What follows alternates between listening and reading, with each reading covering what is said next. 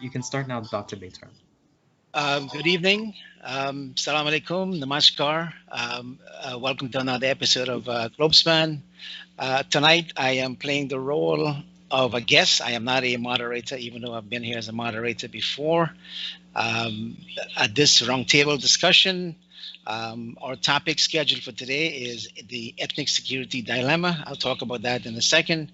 But just so our audience know, we were expecting Mr. Vincent Alexander to be on here with us because we do believe that he does, represent a section of Guyana, and he brings obviously a certain um, ideology, ideas in terms of where we are as a nation. So, from my perspective, again, as I said, this would be a sort of a roundtable discussion. Uh, Let me just say first to begin, I, I don't think that our two guests here, Timothy and Lennox, who are frequent guests and who are well known to our audience, uh, would deny the fact that we do have a sort of a ethnic problem in Guyana. So this, this roundtable will give us a chance to kind of flesh out, where we are in terms of what happened since the election, right? In my perspective, I do believe that we are in a situation where things have changed drastically. Historically, obviously, when we talk about a ethnic security dilemma, we're saying that there are certain factions, and that faction has been created more or less more dramatically after the split in this mass political movement known as the PPP at that time. So we got two major factions being formed in Guyana, and since then the competition has been for political power. Um, if Vincent was here, he would have said that Guyana is actually a plural society in conflict that needs attention. Of course, we do have that division, but here's my take on this. I believe that given the fact that looking at the results of 2011 and 2015, we've seen some dramatic changes in terms of the demographics. So I want to talk about that for a second. The population of Guyana has changed dramatically. Let's say, for instance, in 1980, Indians were about 51%. According to the 2012 census, the Indian population dropped to about 40%. Africans remain about 30%, and of course, between 1980 and 2012, according to the census, we've seen a dramatic increase in the mixed population and also in the Amerindian population. So here's my point to what I'm saying about where we are in terms of this ethnic division in Guyana. I believe, and I've argued this before, that the fear that Africans had for many years, since if you're looking at independence, they've had control of the state for about 33 years. Since independence, that is, the PPP, you're looking at about 23 years. So my point is the fear that Africans had, that fear had generated that desire to maintain political power through rigging of election. And my argument is simply that, that sort of a majoritarian sense, or that winner take all when it comes to political parties, and which party will win the election, I think that's now a free for all. I think that fear ought to have been diminished, so to speak. We've had studies of the 2015 election by a couple of professors, the name just escaped me for now, who said that there were floating votes that caused the coalition to win in 2015. And of course, here we are in 2020, the PPP has won, not just primarily with Indians, but you also have floating votes from other segments of the population. So my simple point is that the election was fair and square. That fear that Africans had about maintaining political power, that drive based on the fact that Indians were the majority and will win perpetually and keep them out of power forever, that fear has been diminished. There are other issues that we need to focus on to alleviate or address those, ethnic concerns, so to speak. And we can talk about that, this evening. So again, just to kind of summarize what I'm saying, this notion of winner take all in terms of political participation does not exist as it did in the past, and this has been a guiding reason why the PNC had refused, to allow free and fair elections. So, point is, they need to regroup, organize, and prepare for 2025. So I will throw the question over to Mr. Shuman, who he represents Guyanese, but obviously Mr. Shuman does come from a cultural and an ethnic background. The Amerindian population is about, I'd say about 11% right now. So my question to Mr. Shuman is, how do you view this? Do you see the Amerindians as a swing vote, as being able to influence future elections? Well, let me first say thank you to Nohar and Devin and the team at Globespan for presenting this opportunity. Let me say good evening to both of you. Tim, it's good to see you. Bertrand, it's good to see you too. I also want to acknowledge what happened today to Madam Chief Justice and condemn in the strongest terms as I possibly can on this show any actions that are meant to intimidate the judiciary or politicians or anyone.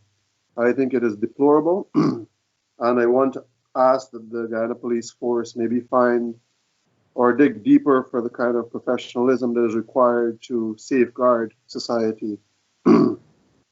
That being said, I see into your question, there are potentially four structural issues, but I'll speak to three of them. One of them is a political problem in terms of the ethnic insecurity. The second is a structural problem, and the third is a social problem. The first one, we've seen it manifest itself in the elections that were just concluded in August. I say August because the declaration was actually made in August, where we have continued to see from independence to now how political parties would have capitalized on the racial identity of people to maintain status quo or to continue to stay in office. It is unfortunate that we would have united under our colonial masters in, I guess, during occupation. I don't want to say colonization. During occupation, we would have united under them, but yet we are given the latitude to build a country of our own. And the first thing that we did was jump and capitalize on the racial insecurities that the Brits would have left here to go ahead and divide the country, trying to deal with ethnic dominance. The second component of that is pretty much the structural issue. If you look at the institutional level, the institutions that exist, they're predominantly populated by, in my view, people of one ethnicity. And I think we have to find a way to change that institution into something of a meritocracy. We can't simply look at family and friends when we hire. And sometimes that pendulum tend to swing a little bit depending on who occupies office. But I think we simply need to diversify the public workforce so that every single Guyanese feel like they're represented. And I say that from, let's take the ethnic identity component and insert it into that structural issue. You have Indigenous peoples who are the first people of this nation, but yet you would not find a single Indigenous language being represented at any of the institutions. So that obviously points to a larger problem. Take, for example, we have people who are incarcerated or maybe just awaiting a trial date and such who cannot speak English or could not speak English. And because of that and a lack of translation services in Guyana, they could not be heard or heard appropriately. So basically, they could not defend themselves through the judiciary. But yet, these are the first peoples of the country. When you go to the Guyana Revenue Agency, when you go to anywhere, you cannot access translation services for the first peoples who sometimes, well, in many cases, English is not their first language. So when they walk into these institutions, they cannot get services that are equal to people on the coast. And the third component to that is the social issue. I walked into the High Court dressed in my traditional attire. I walked into Parliament dressed in my traditional Sorry, attire. your minutes are up. And you see the reaction in the social atmosphere and the social platforms as to how people view those things. But yet, on a day like I think Friday or Monday when it's holiday, you're going to see people of faith dressed in their garb, but no one is going to say anything. You would see a pandit walk down the street or someone dressed in a sari, and you would say nothing. You would see someone with a dashiki walking around or a gong or shalwar and stuff like that, and people would say nothing. But yet, when someone decides that they want to dress traditional in their traditional attire, who is an indigenous person, it seems to create a discomfort in people in society because they just don't know how to accept, and they've never taken that step to accept the social place that indigenous people should have in Guyana. In terms of how these things get addressed, I think that there are a variety of things that we can do. And I may lose sight of your question here because I think it is a very sensitive and rich topic to be discussed. Honorable But Shuman, sorry, your 4 minutes have passed. All right, well, let me finish on this note. I think what we have seen over the last 5 months has simply exacerbated the ethnic insecurities that exist amongst the two dominant ethnic identities. Okay, the same question goes to Mr. Jonas that Dr. Baytram has asked. Well, Doc, your question was, I think, directed more at Lenox. You were asking him how he sees the indigenous community as a swing vote. Right. Oh, I like your percentages, and I like how you described the historical evolution of Guyana's demography from a majority enjoyed by the Indo-Guyanese demographic, that majority being eroded until no one has a majority. As you said, I think 40% Indo-Guyanese, 32% Afro-Guyanese, maybe 10% Indigenous, and the rest mixed. I have two reservations about the conclusions you draw from that. The first reservation is that a lot of the so-called mixed population identifies with one or the other of the large race groups. So you may look at someone, their name and their appearance may well be one way or maybe neutral, but in their own minds they are identifying with a group and therefore are voting. So often you got to look at their family, look at the parent or the parents they live with. That's one. The other reservation I have, I think, and let me say this immediately. In a topic that is as difficult and as sensitive as this, I find that people loudly, with great vitriol, attack you if you speak out of turn, or if you put a wrong word, if you put a wrong foot forward verbally. And therefore, it's so important to tread carefully. But I think that if someone has the courage to embark on this kind of conversation, everyone listening and everyone participating needs to show that person not just the courtesy, but the support that is required to have this kind of conversation if we really want to achieve harmony as an end result. So when I criticize you, Baytram, I'm not doing so from a point of view to pull you down. I'm doing so from a point of view to present my opinion, and hopefully we can have a meeting of minds that way. So please don't take anything I say as critical of you just as disagreeing with a possible idea. You expressed the view that Afro-Guyanese had a fear of Indo control because of the majority, the Indo-Guyanese majority as a demographic. I think that to put it that way is mistaken because it's one-sided. You see, if Indo-Guyanese now represent 40%, the fear that you're talking about, as if it's no longer a viable, justified fear, it's still a valid and justified fear, because it means that the Indo-Guyanese party still has a head start in the electoral race. Their head start does not give them the automatic majority, but 40% is certainly better than 30% if you run in a race. So that the fear, that what you call a fear, hasn't just evaporated or isn't suddenly unjustified. It's still very, very valid and very important in the context of Guyana's politics.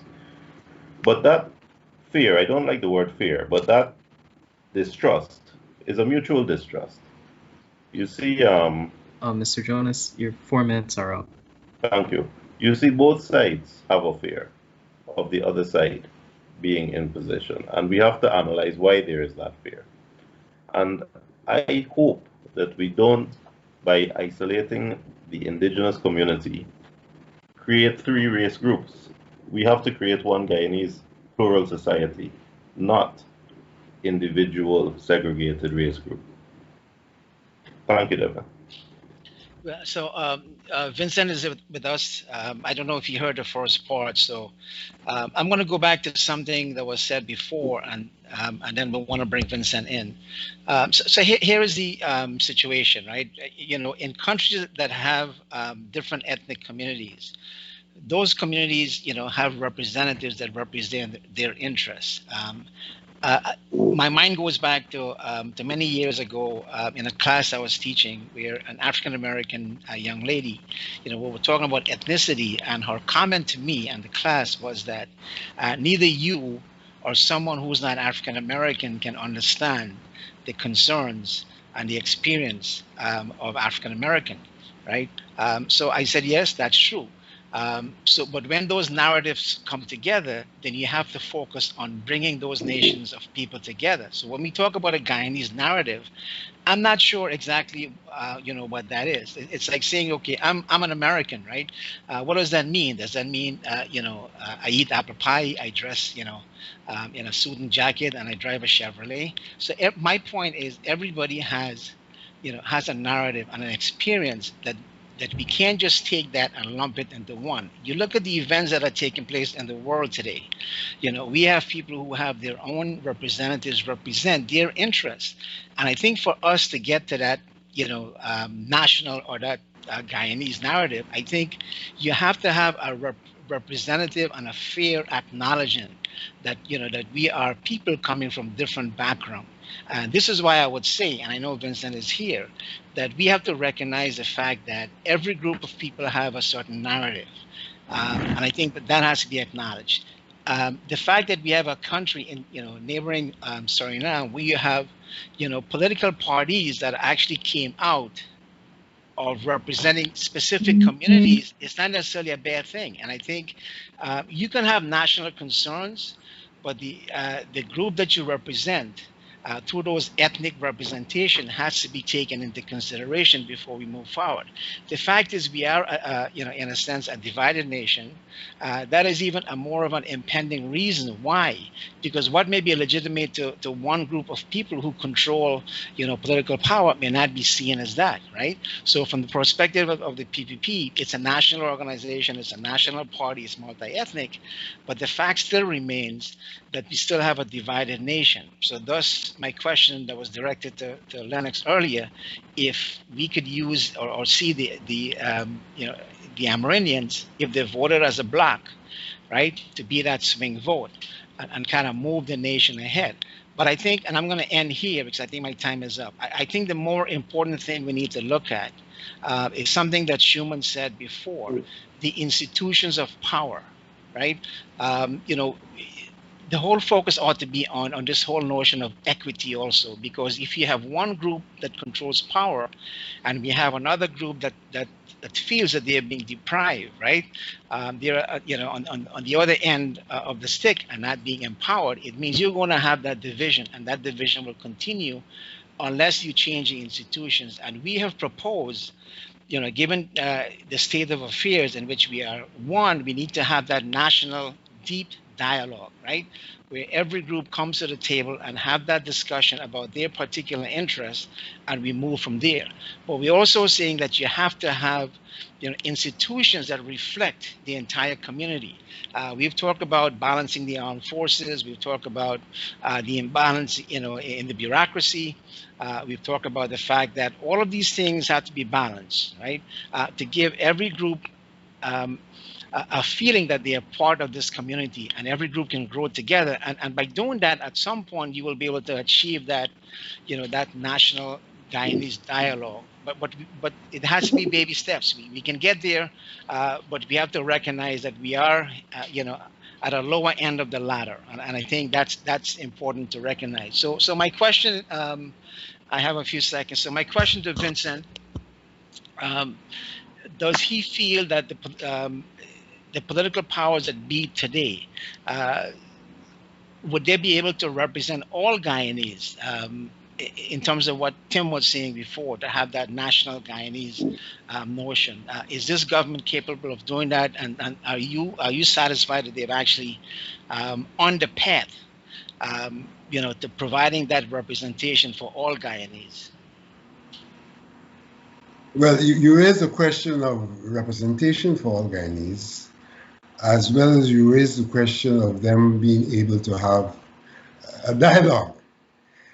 I think the political configuration, for all intents and purposes, does represent the various Guyanese stakeholders from an ethnic perspective, though they themselves are in some denial. They don't accept that they do that and try to project themselves as more than that. Even if they're more than that, that's the core, and they don't accept that. And therefore, that is one of the prerequisites for the dialogue, for the acceptance of why you're coming to the table. So, yes, I think they do, from an organic perspective, they do. But I don't think that they have committed themselves to that because of the denial which they're in. If you permit me, I joined a bit late, and sorry for that. I got caught up. In fact, I had a puncture on the highway. We didn't break the law too much to get here. But if you permit me, I think we need to understand our origins and what has gotten us to where we're at. I think we need to understand that different sets of Guyanese arrived at different times, and their arrival did not represent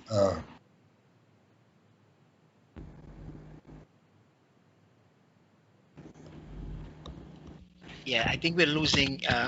We can't hear you. Mr. Alexander, are you still there?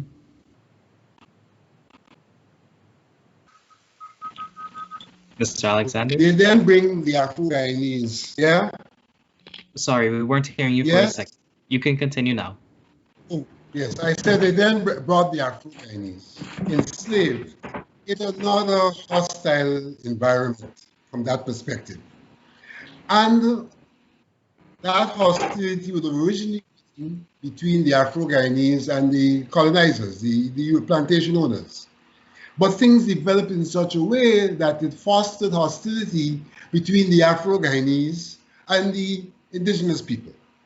So you had no two sets of people who were harmonious. And that continued right up to the end in terms of the settlement. Every group that came into a hostile environment, and the hostility was not only between, but among. Now, that hostility was built on the fact that they came and were different. They came and were different. Then there's the hostility. And then there is a political regime, a state that fosters that hostility in its interest. Like talking about the pre-colonial, pre-independence Ghana, fosters that so that this thing continues among the ethnic groups, and then we get independence. And we have coming over from pre-independence the problem where the independence movement was fractured, and so at independence we inherit the state with all of those hostile relationships with institutions that reinforce the hostility in the interest of who's in control of the state. So it becomes a battle for the state in an attempt to deal with their own problem. And we have never really gotten down to accepting that, to a large extent, the hostility was engineered, that we have narratives about each other, which are narratives that have been planted. Sorry, Mr. Alexander, your 4 minutes are up. Go to yes. Yes, your 4 minutes are up. Am I back? Yes, I hear you now. Yes, like I said, we need to go to ground zero, recognize our problem, and commit to a solution to the problem. I think that's where we're at, not at ground zero. Okay, Mr. Shuman, you're next on the list. You would have 4 minutes to ask the panel a question and pose any comments within that 4 minutes. All right, I think I might have gone over my time the last time, so I'll be very keen to keep a look at the clock. But I kind of cut my answers short because I got caught off clock. But to go back to the initial question that was asked in terms of the indigenous population, and do we think that we have the potential to change the dynamics or something to that extent as a swing vote, I think numbers might be a little bit off.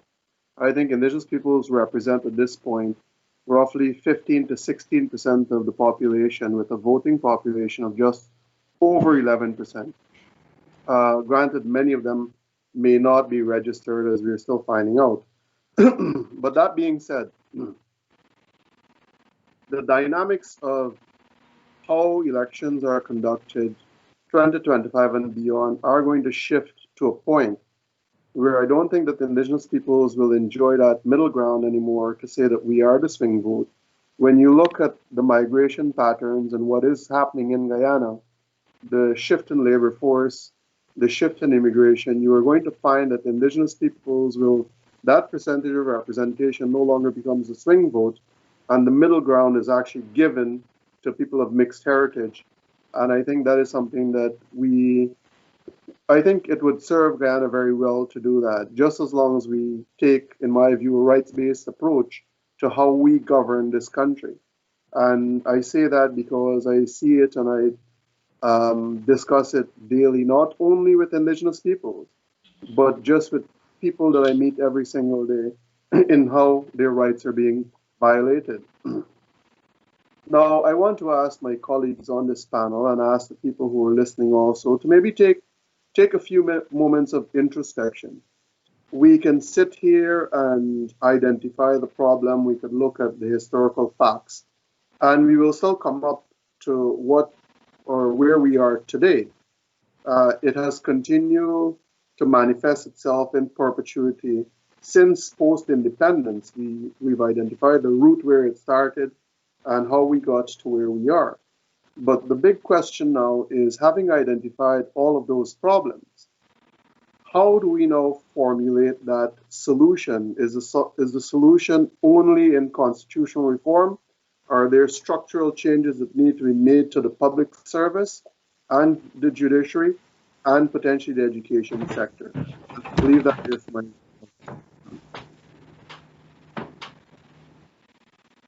Mr. Jonas, you be first. Tim. Who's up? Tim. Tim. Okay. Lenox's question, I think, is trying to look at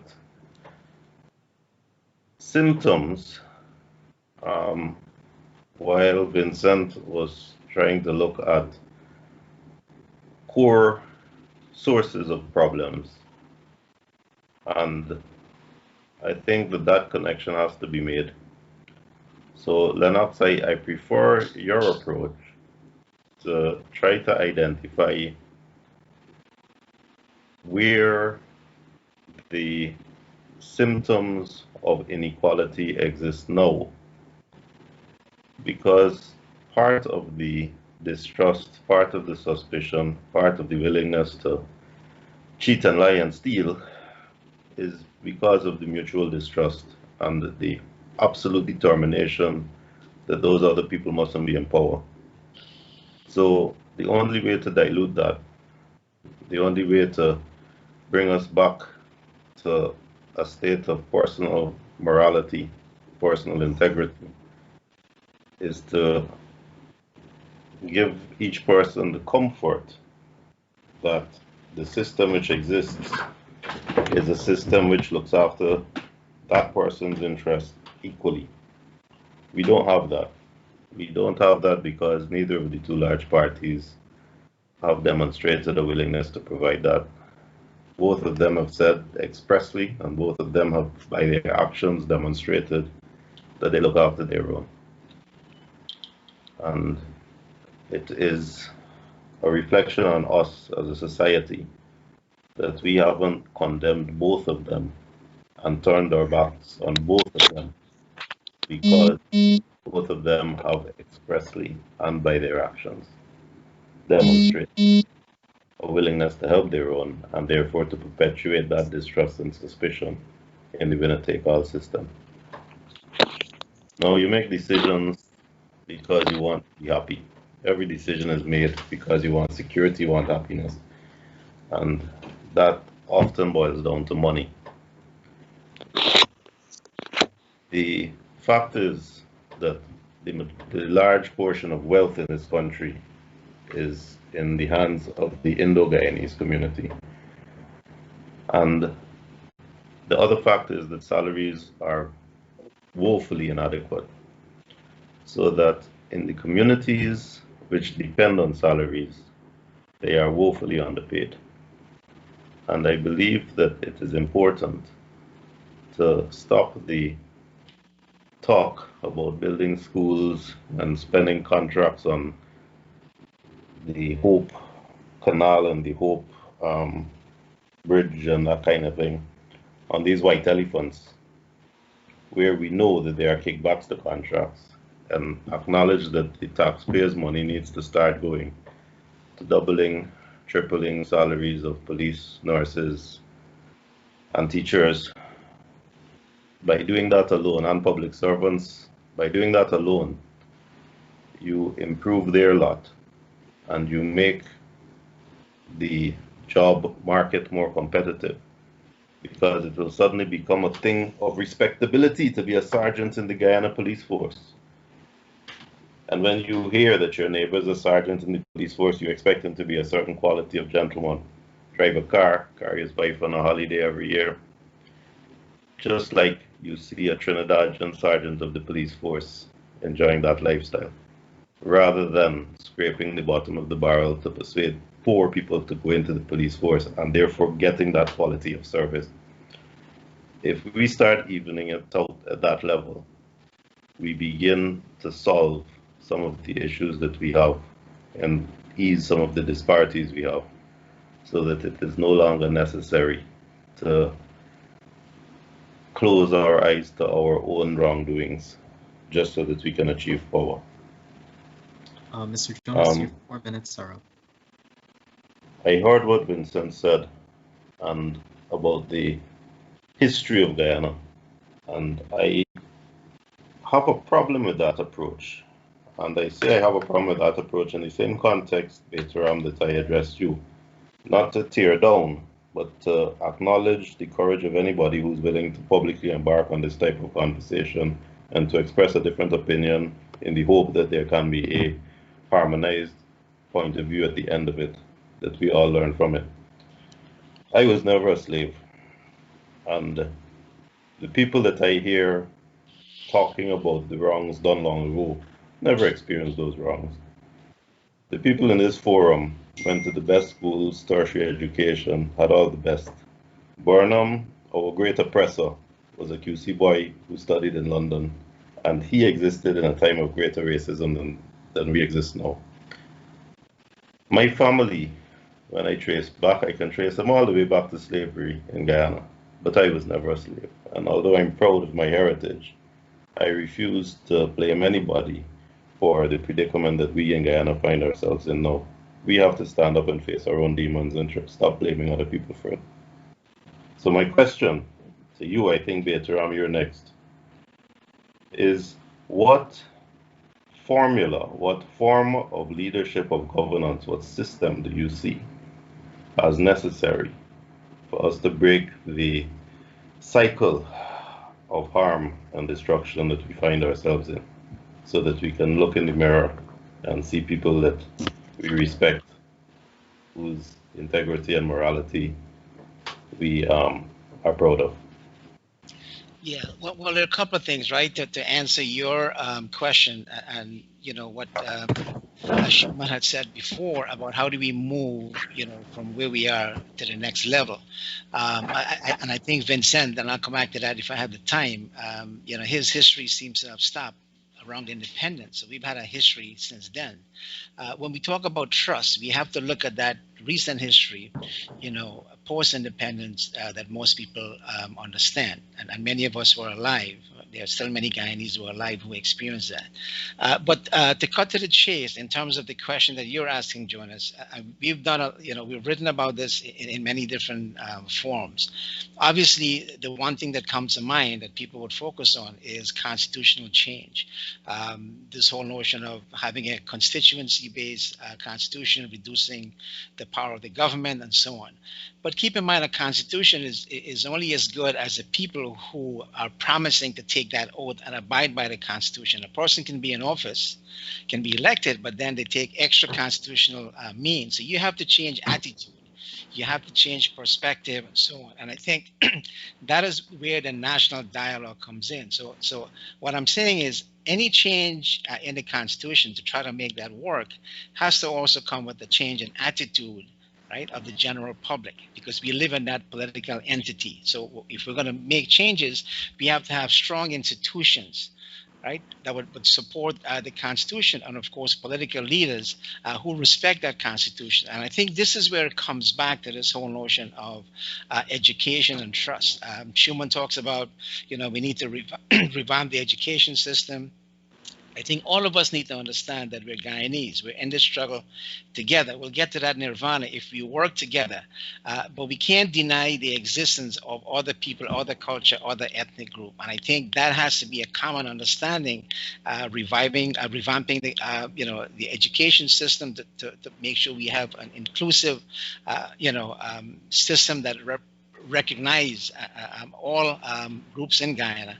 But I want to come back to this whole notion of how do we make all of those things work?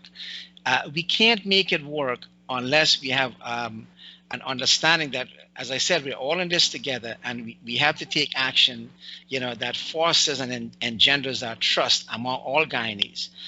We've seen post-independence. We've got a situation where, one ethnic group dominated the system. We've got 5 months of a system, 5 months of a struggle. We've gone through, a sort of a dramatic experience where trust was destroyed. That event, that 5 months hasn't really brought us together. What I'm saying is, I think all of us understand why we kind of went through that process. But we can't have people who will say that we're respecting the Constitution, and at the same time saying that, when we're in power, there are certain things we have to do to maintain ourselves in office. We just can't have that. Until 40%, is not a majority. 40% is less than 50%. So I'm saying you can win an election with 40 plus percentage, right? So that option is there. I believe for us to move forward, we have to have a situation also where the group that believe that they can come to power by using street protests and violence, that has to come to an end. We can't go through that process. There are people, in Guyana who are calling for street protests, for instance. So those things have to be put aside, and there has to be a willingness on all groups to recognize that they come from different perspectives, as we've been saying, and then have that core discussion and find that national dialogue and those core values that we can support. Because until we get to that point, we don't have that deep discussion and dialogue, we're not going to be able to have a workable constitution, because you're going to have the same situation we had where one group gets in and it's okay, we're here and you guys are out there. So we're going to keep having that back and forth. We can have situations where people, represent their own community. And as I said, I keep pointing to neighboring Suriname, where you can represent your own community, but you can have a working relationship, right? So constitutional change, all of those things, yes. But I think that dialogue has to be there, and that recognition, that we need to, whatever rules we establish, we need to stick with those rules and play within those rules of the game, right? So I'm guessing, I've lost track. Mr. Alexander would be next to answer the question. All right, and one of the questions that I asked Alexander before, and I've seen some of his writings recently. Vincent has been very, very much involved in a whole bunch of organizations. You've got IPADA. I've seen you on Sage, Dr. Hines as a program empowering Africans. Your organization, Vincent, has received about, I believe it was $68 million, to work and explore and defend and address African concerns. You've also got ACTA. So with all of these groups existing, my question to Vincent is that, does this not give African Guyanese a sense of security, and does that not is that not a premise now, or a background on which they can work with this governing body that's in place? Why not, move away from this whole notion of, referring to this government as being illegitimate, and focus with your organizations and the other organizations that represent Africans, and try to build and address that whole notion of economic deprivation, if that seems to be a concern of Africans? Thank you. First of all, let me say the organization which I lead is an umbrella organization. It is not an AGDA or a SAGE or a Coffee 250. It's an umbrella organization that seeks to bring together all of the African Guyanese organizations in response to a decade that has been declared by the United Nations. And that the United Nations declared that decade, 2015 to 2024, is an international universal recognition that there needs to be special attention to the situation of people of African descent. And that's not a statement being made by the people of African descent. It is now a universal statement. My history doesn't stop at independence. My 4 minutes stopped at independence, but my history goes way beyond that. I'm of the view that there is, and that is why I always go back to the history, because unless we recognize how we got to where we're at, then we would not have the basis for the dialogue going forward. Understanding that history has to be one of the bases for the dialogue going forward. I agree with the dialogue. That dialogue starts with that understanding of that history, and therefore relieves us of the denial that we're presently in, as far as I'm concerned. That's what the dialogue has to do in the first instance. Secondly, it has to get us to a commitment that, given our understanding of our history, that we're committed to something different. That something different indeed has to be manifest in the first instance or fundamentally in the contract among us. And that contract has got to be the Constitution. So yes, there's need a constitutional change, but it has to be built upon an understanding of the problem and a commitment to resolving the problem. In resolving that problem, our diversity has to be recognized. And in recognizing our diversity, we have to recognize from the history where there's need for equity, given what the history has thrown up. Some of that recognition has taken place. So for example, when we had independence talks, we recognized that there was need for equity in relationship with the people, the indigenous people. And so, though we might not have done all that's required to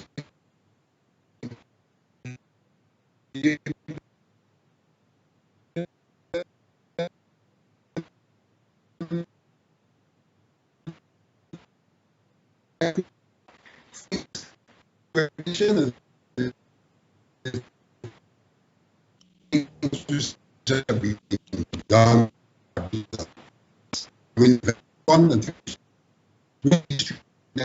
Your mic is breaking up. So when we talk about these insecurities,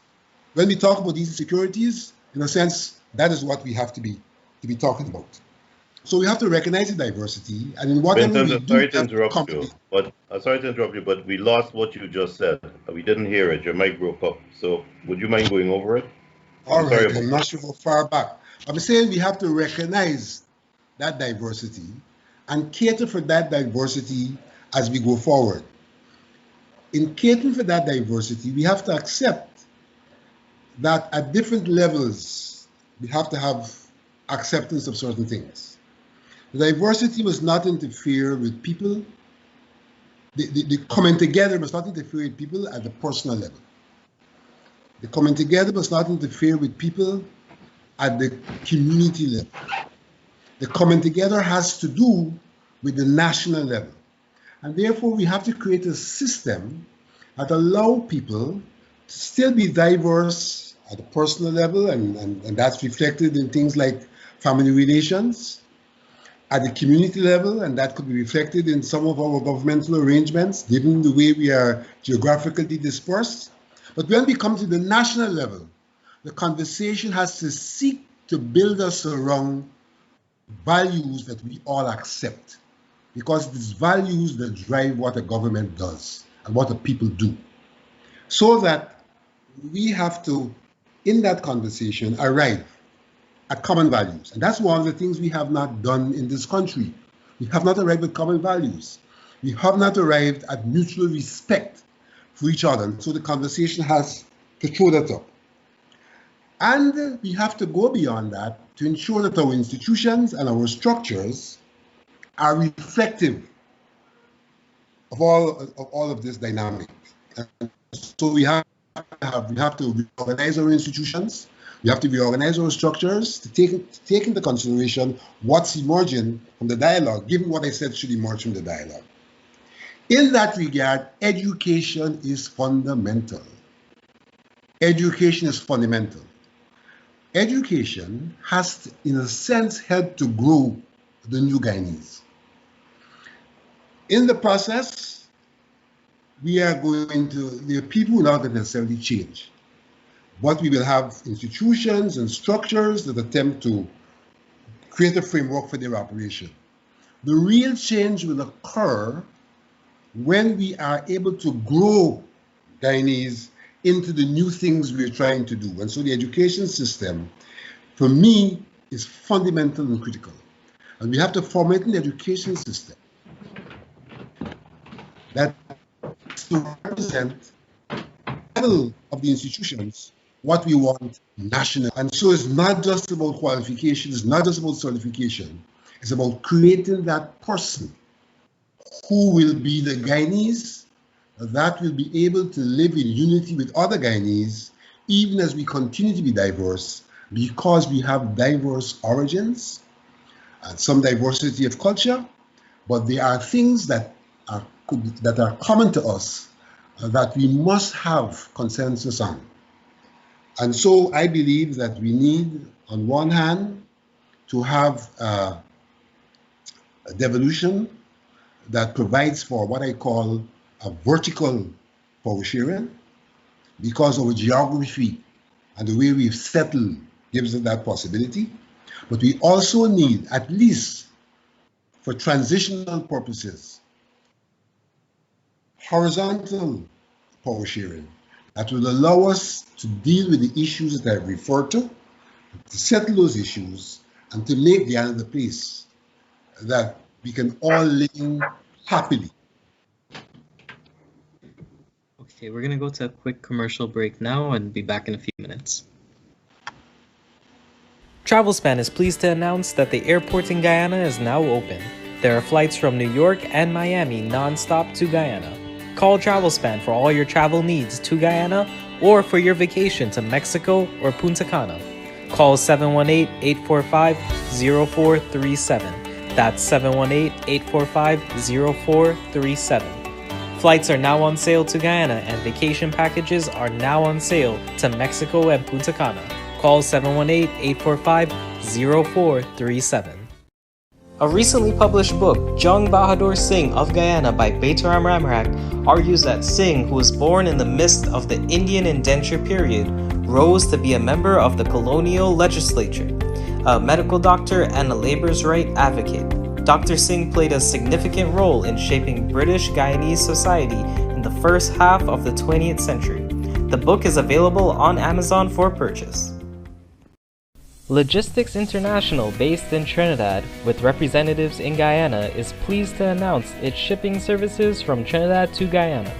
Logistics provides shipping services and has experienced personnel to handle all of your shipping needs from Trinidad to Guyana. Buy in Trinidad and let Logistics handle all of your shipping to Guyana, from small boxes to container sizes.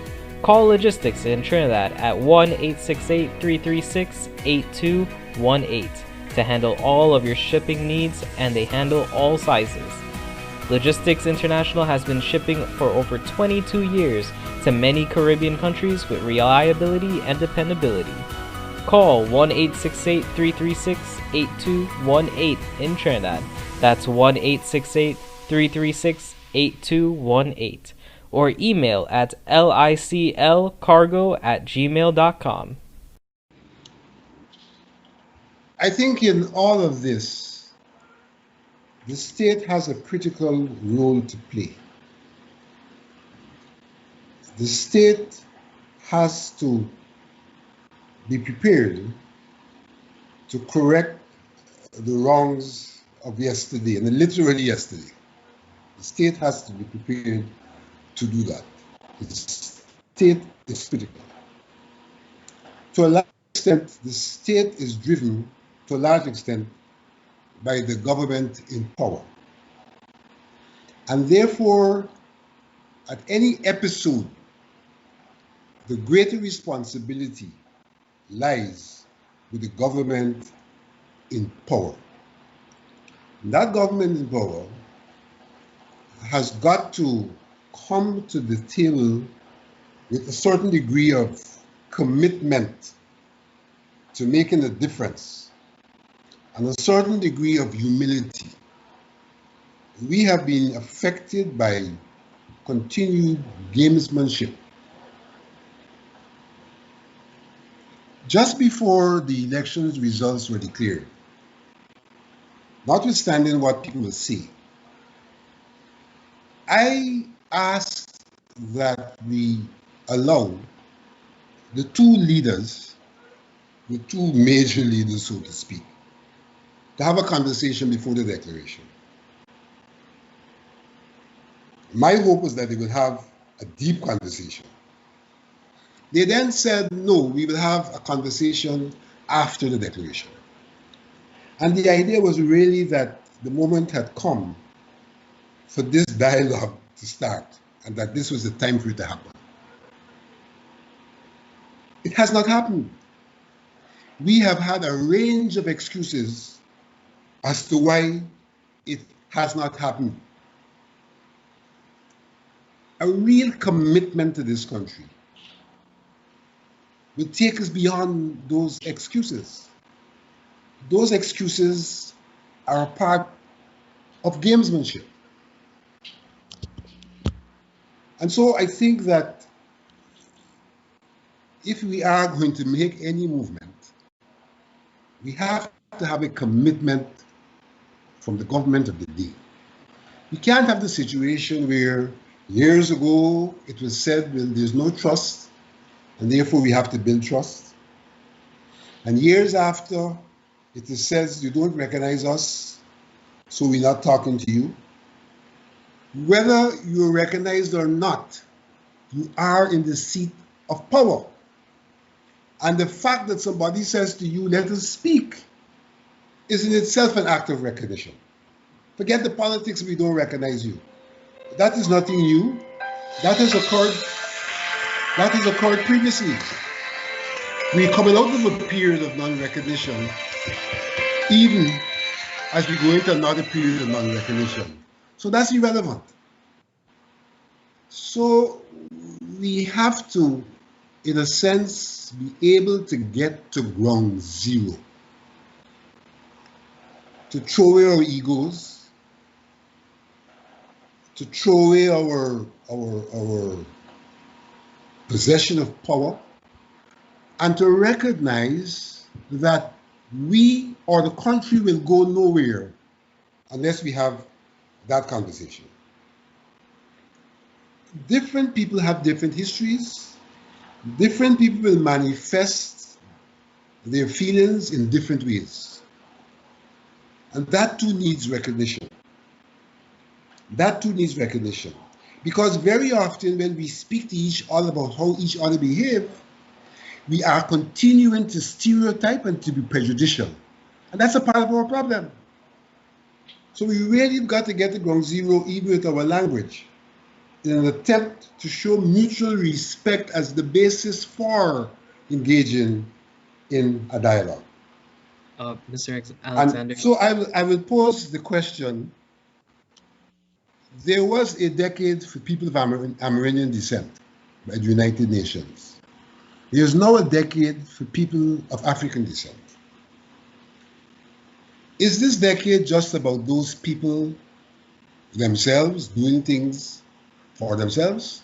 Or is it a decade where the state has got a responsibility to recognize the objective?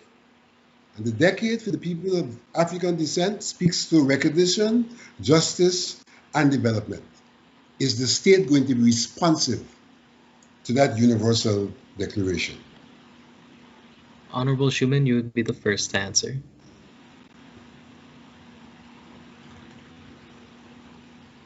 Can you hear me?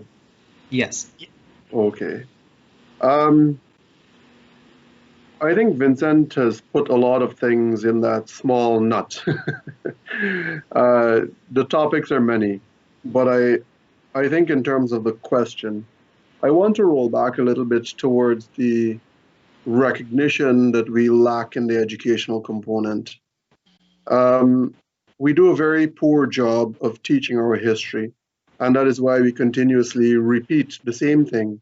All of the rigged elections that happened during Burnham era, we've never really taught our young people about that in school.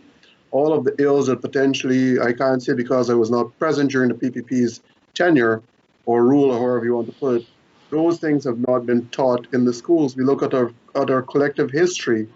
And I remember one night I was watching Tim's presentation, at least his Facebook Live, and he went just over an hour. And not a single component of identifying Indigenous peoples who would have outshone many Guyanese. Take, for example, George Simon, one of two archaeologists that Guyana produced and a globally renowned artist.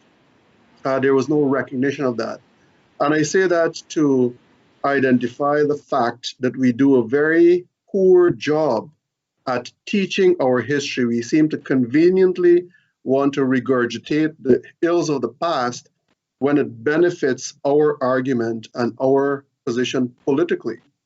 I think were we to look at revising the educational structure that we are, and obviously the curriculum and how we go about teaching our people, recognizing the language barriers and all that stuff, that we will actually be doing the future generations a lot of justice. We would be providing a better environment and a better world for them. When our children are born, and let's say they get into high school and we have to tell them about what transpired in the year 2020, starting from March 2nd, if we cannot teach them about the events of those things, then we are doing a disservice to the future generations.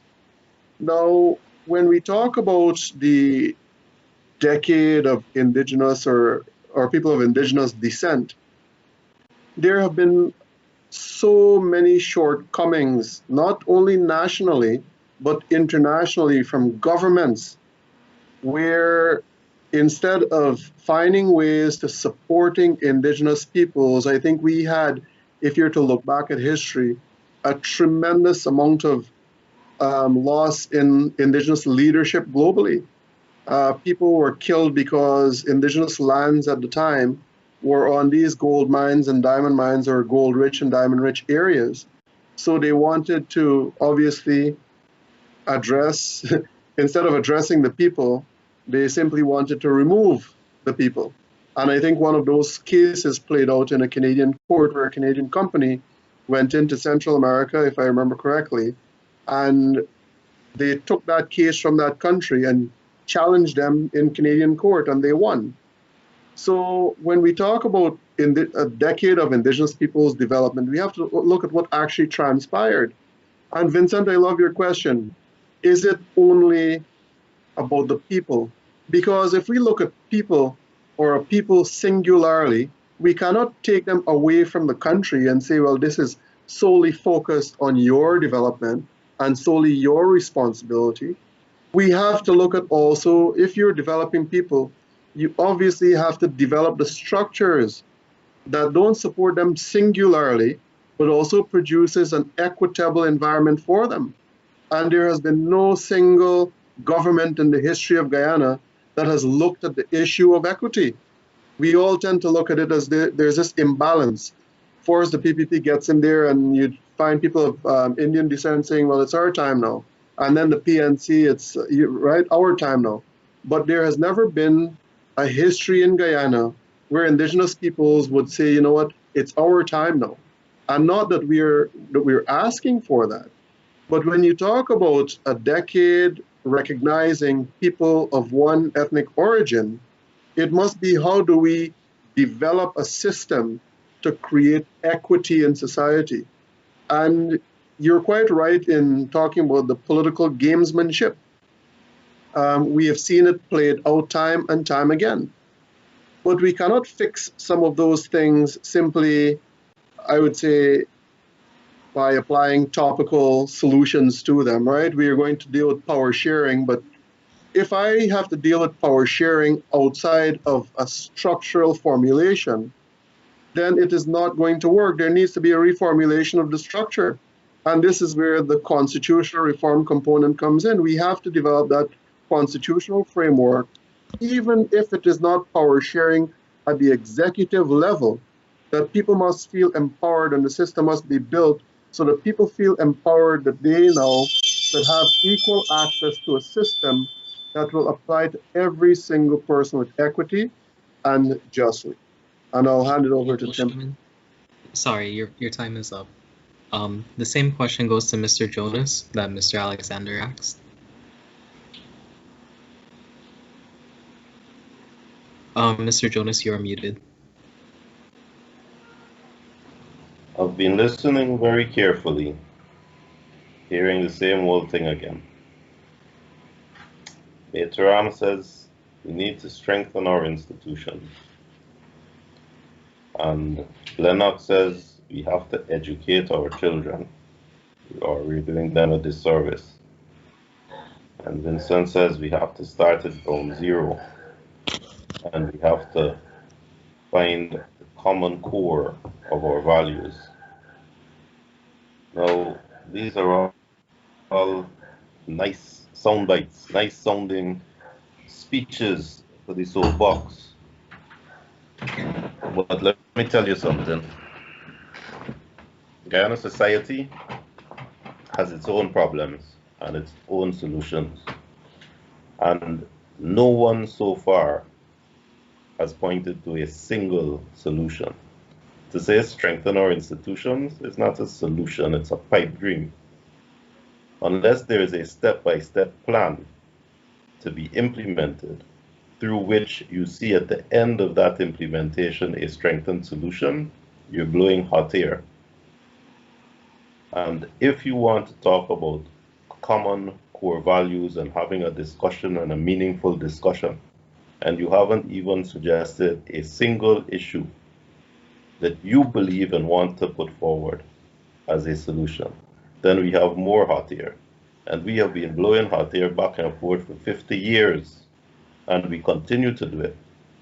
And if you want to talk about teaching history, you want to teach your version of history, because the past events are so raw and so live that if you go in that classroom to teach it, and if another person goes in the classroom to teach it, it will be two different variations of the same history.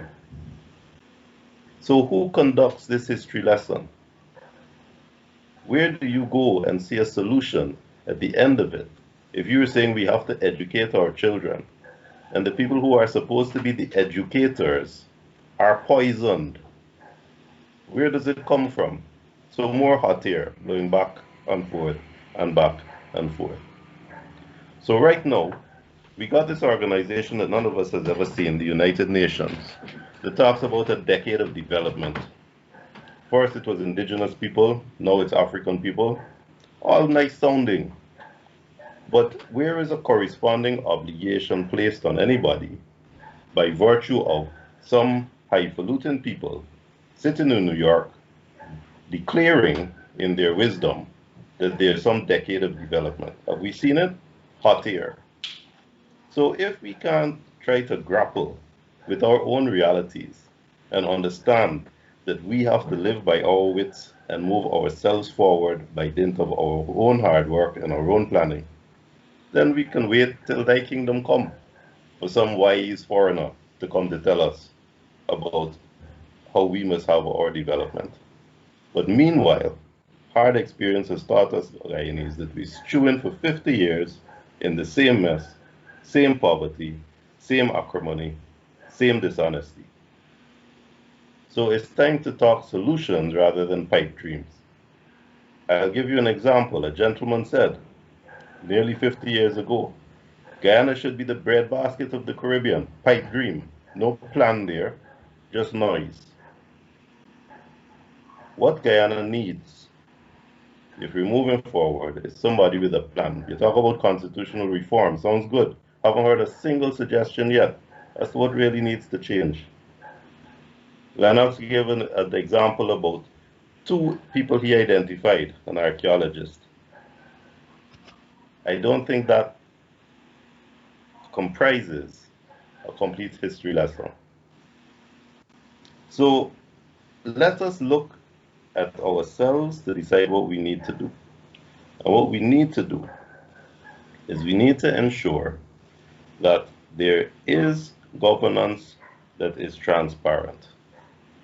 And the only way for there to be governance that is transparent is for those horrible people on the other side that you don't like and that you are suspicious of and you distrust, and that your own prejudices make you hate, they gotta come and sit down when you're making your decisions if you're in government.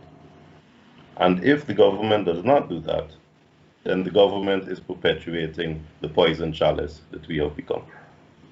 And if Guyanese continue to vote how they are voting and continue to cheat and steal so as to achieve the success for one side or the other, to perpetuate this lesser of two evils myth, well, we see where that's gotten us.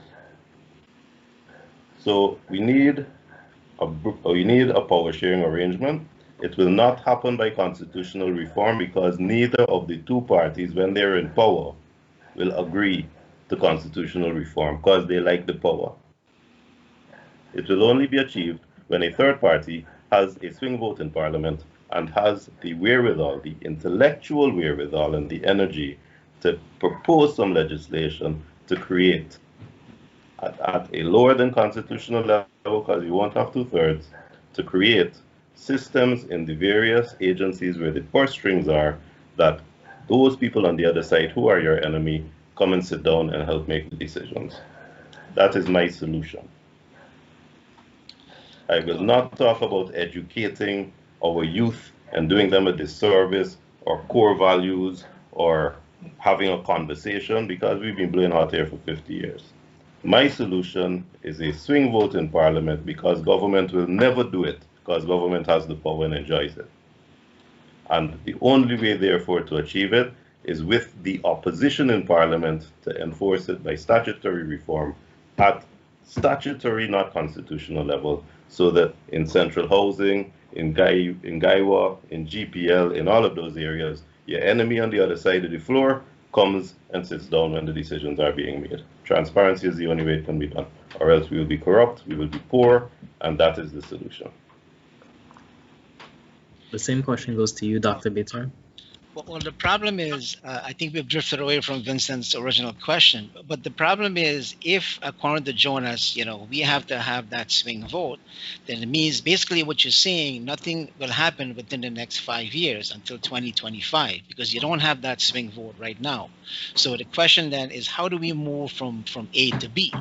Now, again, we can't come up with solutions to the problem unless we understand the problem.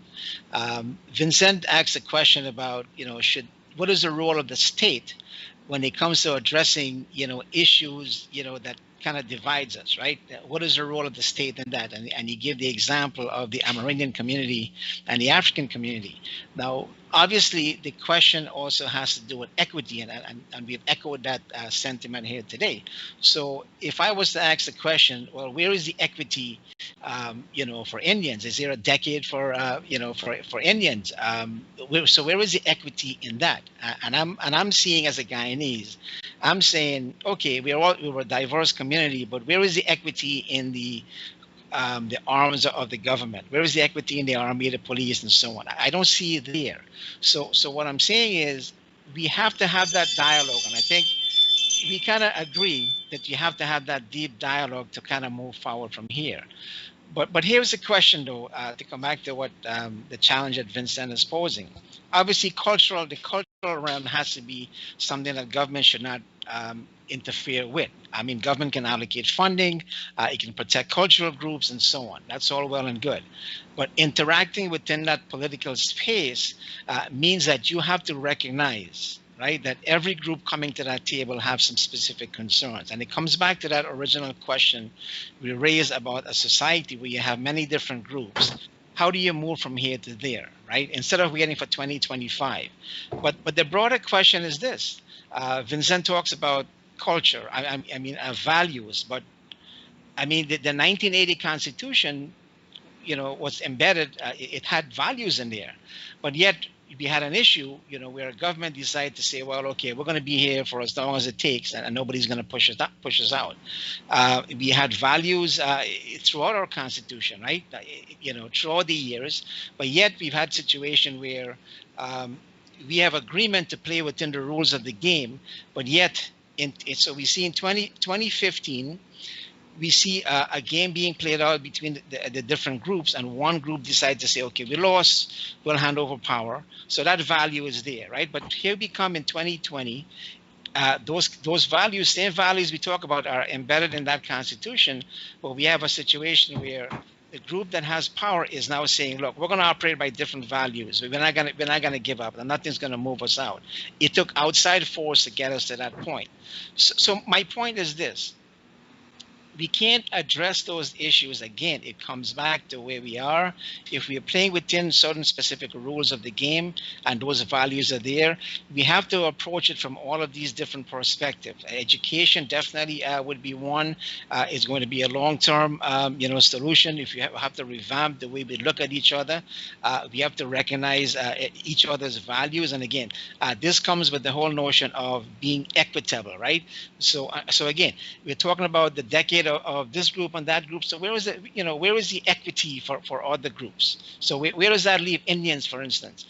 We know we have a government. It's not an Indian political party. It's a party of Indians. But the question is, when you look at the protests and those events that happen on West Berbice, we're seeing videos, where you have police and army officials are standing, and yet you have innocent victims being beaten and being robbed and things like that. So where is the equity in that?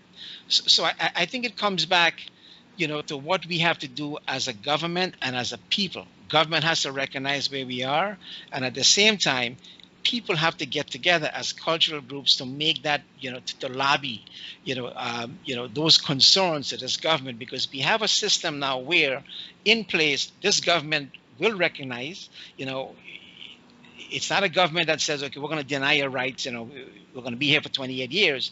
We have an openness, a window of opportunity where we can come together as groups and discuss our concerns and then make sure those things become now codified. But it is a process. I do agree with you, Tim, as you said, but I do agree also that this has to be something that has to be addressed on a long-term basis. But we have an opportunity and a political climate by which we can now address those things, as opposed to, saying, look, this government does not recognize us and this government is partial. I'm saying the openness is there for us to kind of have that national dialogue and move the process ahead. Okay, we're going to take a quick commercial break and be right back. Logistics International, based in Trinidad, with representatives in Guyana, is pleased to announce its shipping services from Trinidad to Guyana. Logistics provides shipping services and has experienced personnel to handle all of your shipping needs from Trinidad to Guyana. Buy in Trinidad and let Logistics handle all of your shipping to Guyana, from small boxes to container sizes. Call Logistics in Trinidad at 1-868-336-8218 to handle all of your shipping needs, and they handle all sizes. Logistics International has been shipping for over 22 years to many Caribbean countries with reliability and dependability. Call 1-868-336-8218 in Trinidad. That's 1-868-336-8218. Or email at liclcargo@gmail.com. Globespan 24x7.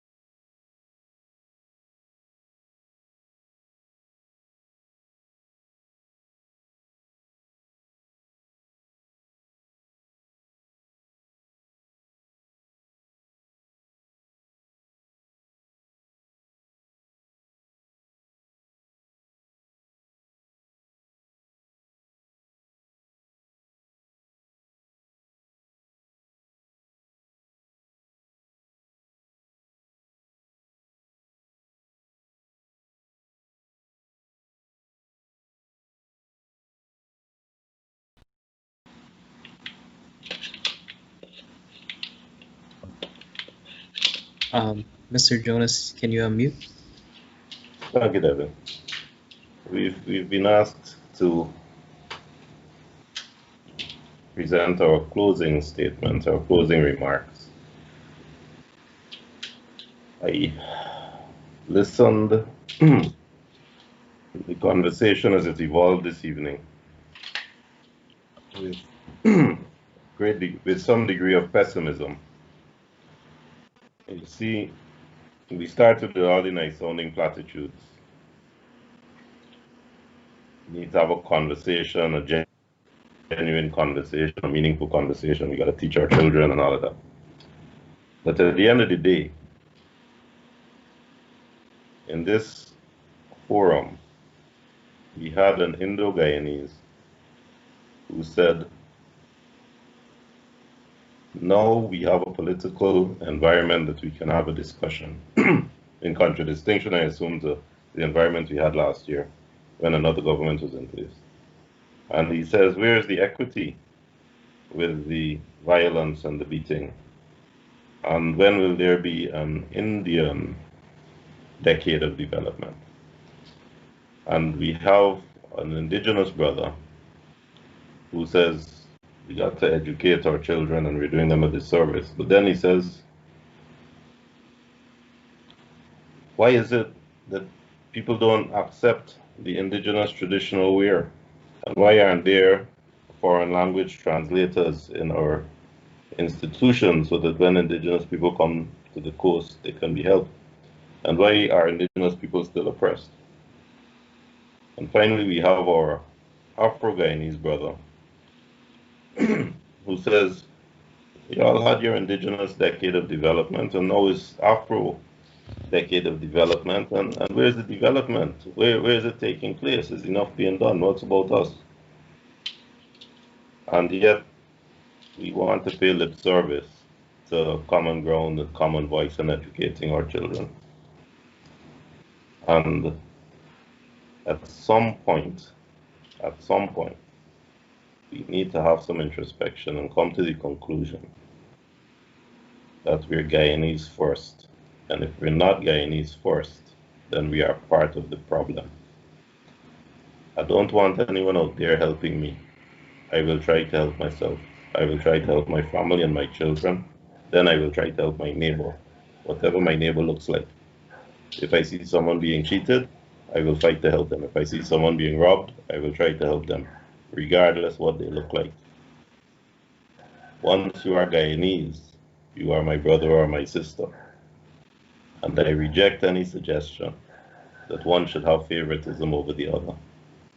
And what I see over and over and over again is people perpetuating the problem of being inequitable and accusing the other side of being unfair. Then the reality is that the only way that we can improve and move forward and fix where we are is by introspection, is by looking for the prejudice in ourselves rather than pointing out the prejudice in others. That is the only way we can do it. And until we recognize that an American is an American, whether his name is Schaefer, or whether his name is Italian, or whether his name is Greek, or whether his name is English, he identifies as American. And until we get there, until we do that, everybody in this forum is part of the problem. And we continue to be part of the problem. We need to fix it. But we need to fix it by introspection, not by pointing fingers, and not by blaming some colonial master that I never met.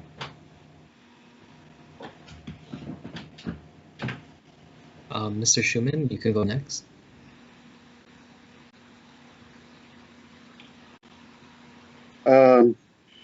Let me say thanks to my colleagues on the panel first, and thanks to, once again, to Globespan and the people who are watching.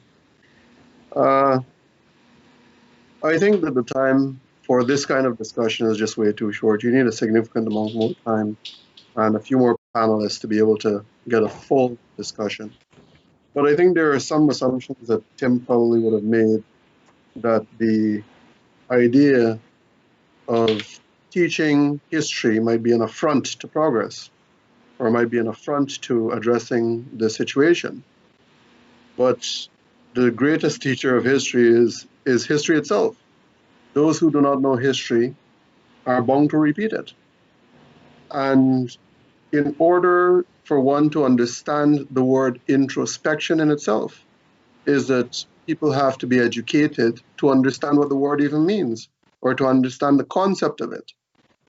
So presenting some of these things, it is not a holistic history, but I have simply identified that we have done and continue to do a disservice to the future generations by not acknowledging and teaching where we as a country have come. And I support Vincent's point about, how we address certain components of history. I don't think that there is a single panelist on within this discussion right now that would say that they have the only solution to this problem. We could all say that we do. I will openly say that I take umbrage to Tim's point that it seems as though the only people that know the solution exist outside of Parliament.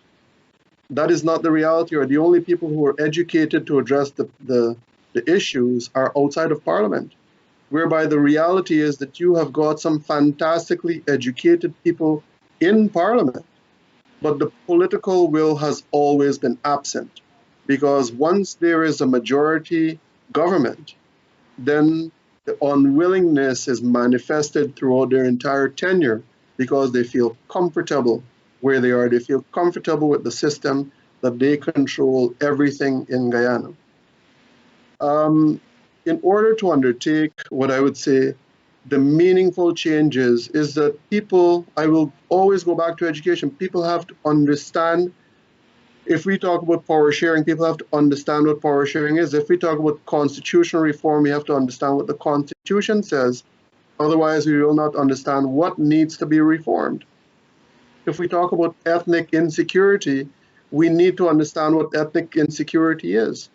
So all of these things, in my view, are built or needs to be restructured around a solution of equity, because if we do not have equity, what you are going to find, again, somewhere along the way, would be an indigenous person, an Afro person, Indo, or whatever you are, will come up and say that the system is not addressing my problem because there's no equity in the system.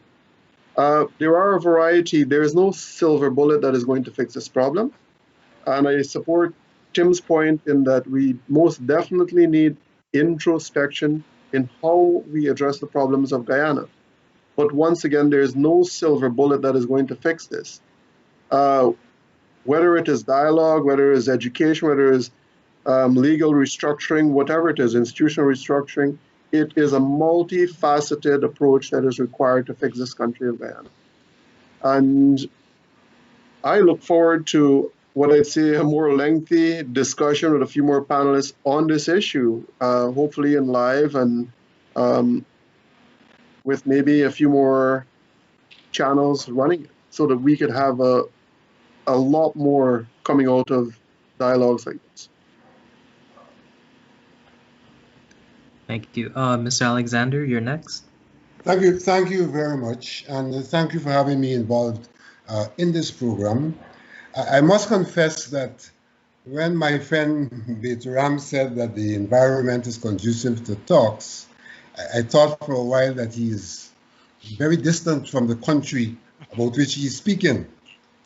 You know, President Ali may be saying all of the right things, but there's very little in terms of action that has created that environment.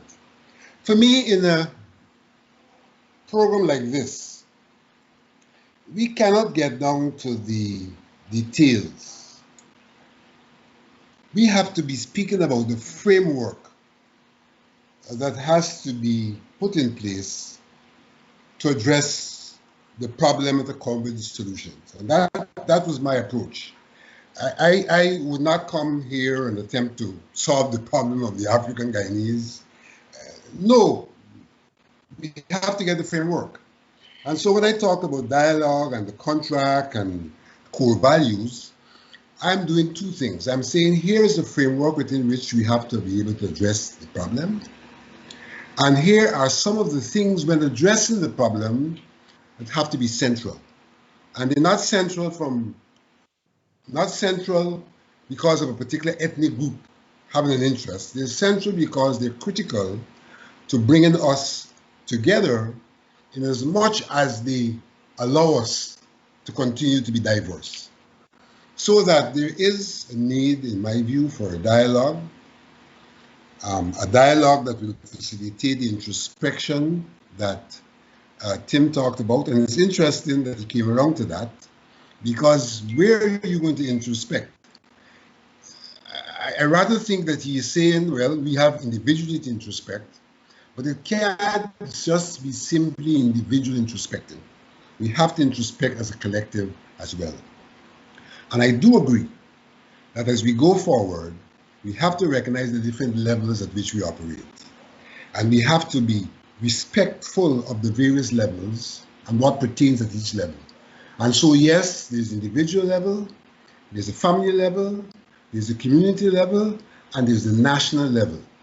And we have to try to ensure that we facilitate diversity by looking at what happens at those levels. But when we come to the national level, we have to make sure the commonality that drives the national level. So even in terms of administration, what should be done nationally should be what is common to the nation. Things which are not common to the nation, which can be accommodated at other levels, should be done at those levels. But the starting point has got to be dialogue. Dialogue then got, on one hand, how procedurally we go about trying to resolve our problems, and at the same time, to deal with substantive issues, out of which will emerge these questions of institutions and structures, and education is critical in all of that, because at the end of the day, for me, we have a short-term, a medium-term, and a long-term trajectory. The long-term trajectory has got to be built on education that will allow us to grow into the things we do in the short and medium term, a new Guyana man, so to speak.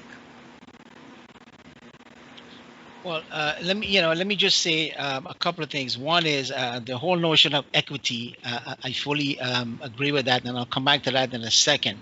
Obviously, I do agree with the whole notion of having dialogue, because those are important, elements in terms of coming up, with solutions that will move us all ahead. But something that Jonas, I know he said before, keeps saying, we have to be Guyanese and nothing else, it seems like. So in other words, I don't see a contradiction in Vincent saying I am an African Guyanese and I am a Guyanese, or Mr. Shuman saying, I am an indigenous person, I'm also a Guyanese. I mean, Walter Rodney, if you ask him to define himself, one of the comments he made was that, I am African, I am a Caribbean person, I am a Guyanese, and I don't see any contradictions in those things. So in terms of trying to melt us down into one, saying that we're Guyanese is really a sort of a legal definition of who we are. But we're also coming from different background, different history, and so on.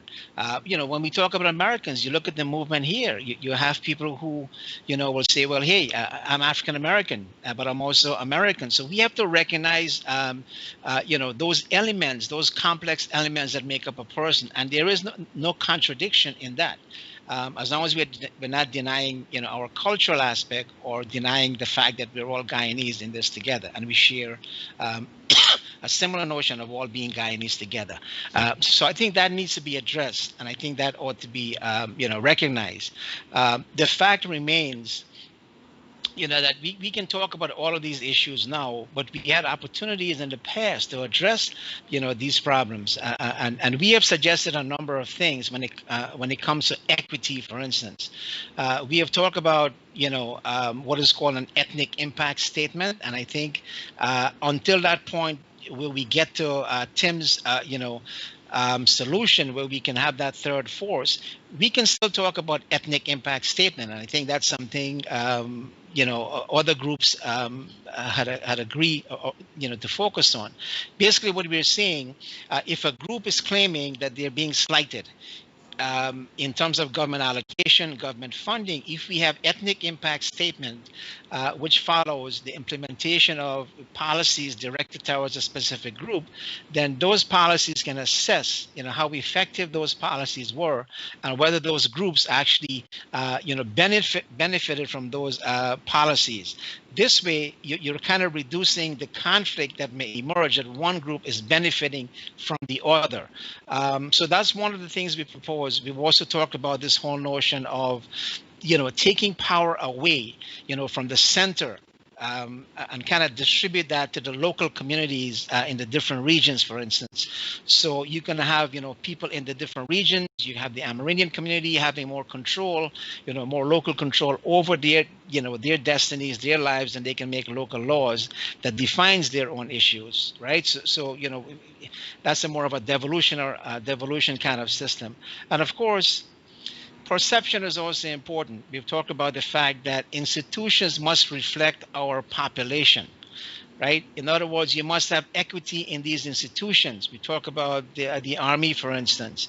You must have equity in the police force. At the same time, we want to make sure that those forces are professionalized. They're giving funding. They attract the best and brightest that we have, in the country. But they also reflect the community, because those things have been contentious issues in the past. Whether it's during the PNC era of 28 years or the period following that, those have been concerns. To me, it is still a concern today, because there is a history here. There is institutional memories. So I think those are things we can implement. Those are things, that are not necessarily so contentious, that people will be willing to take extreme measures to try to implement. And I think that's something, each of our communities can focus on. And I think especially for the Amerindian community, who have been so deprived when we talk about their level of economic development, they have a greater stake to make sure that pressure is being brought to bear on the government, to have that recognition in terms of funding and to promote that notion that, Shuman is talking about in terms of equity.